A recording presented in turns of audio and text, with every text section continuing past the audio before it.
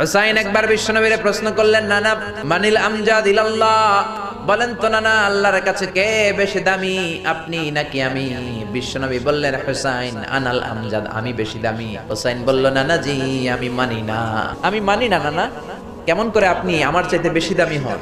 আপনার চাইতে আমি বেশি দামি। বিশ্বনবী বললেন, কাইফা যালিক, কেমন করে এটা? হুসাইন বলল, নানা জি তাহলে বলেন তো আপনার আব্বার নাম কি?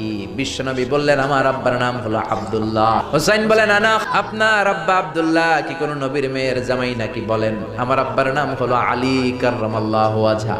আমার আব্বা হলো শেরে খোদা, দুনিয়ার সব কাফির মুশরিকদের জন্য আল্লাহ আমার আব্বারে বাগ বানিয়ে পাঠিয়েছে। বিশ্বনবী বললেন, তাই তো? আবার হুসাইন প্রশ্ন করলেন, নানা বলেন তো আপনার আম্মার নাম কি? বিশ্বনবী বললেন, আমার মায়ের নাম আমিনা। হুসাইন বলল, নানা জি জান্নাতে সর্বপ্রথম যেই মহিলাটা ঢুকবেন ওই মহিলাটা হলো আমার আম্মা জান ফাতিমা। বিশ্বনবী